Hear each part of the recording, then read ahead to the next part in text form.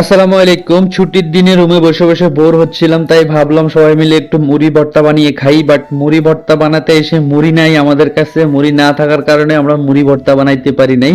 আমাদের একজনের বাড়ি থেকে চানাচুর পাঠাইছিল ওনার ফ্যামিলি ওনার জন্য। তো ওই চানাচুর আমরা চানাচুর বানিয়ে খাইছি, কারণ গ্রামে আমরা যখন থাকতাম বা দেশে থাকতাম আমাদের দেশে কিন্তু সচরাচর চানাচুর বানানি পাওয়া যায়। তো ওই হিসাবে ওই ওই জিনিসটাকে অনেক মিস করতেছিলাম।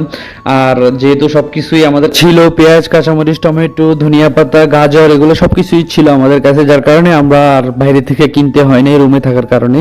সো এগুলো নিয়ে বৈশা পড়ছি, কুচি কুচি করে কাটবো, কাইটা লবণ আর হালকা একটু লবণ দিব, সরিষার তেল দিয়ে বানিয়ে ফেলবো, ঠিক আছে? তো আশা করি খেতে অনেক মজা হবে।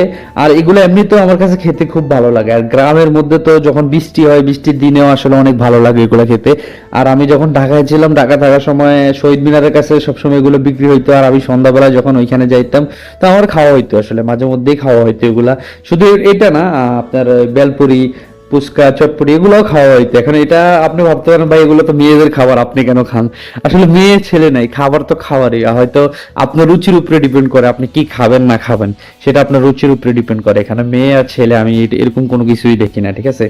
তো আমি আগে অনেক খাইতাম, এখন হয়তো বিদেশে থাকার কারণে কোনো পাইও না, খাইতেও পারি না। আর আবুধাবিতে তো এগুলো টোটালি পাওয়াই যায় না। দুবাইতে হয়তো পাওয়া যায়, দুবাইতে এখনো বাঙালি মার্কেট বা ফুটপাত বসে সন্ধ্যার পরে রাস্তার সাইডে, এখানে তো এলাও নাই এগুলা, যার কারণে এখানে এগুলা বসতে পারে না, আর আমরা খাইতেও পারি না। তো আজকে বানালাম, আসলে খাবারটা অনেক মজা হয়েছে। আমরা যতটুকু ভাবছিলাম যে আসলে মজা হবে কিনা, আমরা বানানোর সময় ভাবছিলাম, যেহেতু আমরা অত এক্সপার্ট না এগুলোর সম্পর্কে। তো আলহামদুলিল্লাহ খাইয়া অনেক ভালো লাগছে, অনেক মজা হয়েছে। এতটুকু আমরা এক্সপেক্ট করি নাই যে এত মজা হবে।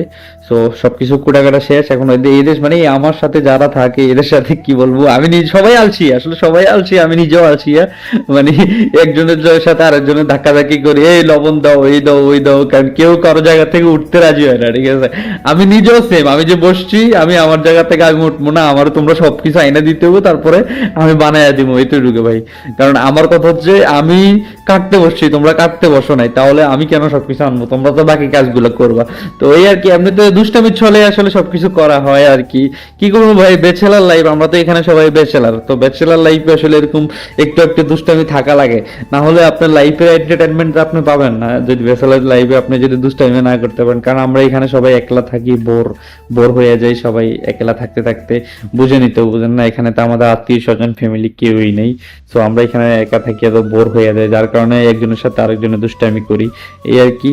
তো ও আমার রুমের থেকে ওদের রুমে আসলে সরিষার তেল ছিল না, একজনটা আমার রুমে পাঠাইছি, ওই আমাদের রুমের থেকে সরিষার তেল নিয়ে আসছে। সরিষার তেল নিয়ে আসার পর দিয়ে সরিষার তেল দিয়ে মিক্স করে নিলাম। তো আলহামদুলিল্লাহ ভালোই হয়েছে। তো আজকের জন্য এই পর্যন্তই।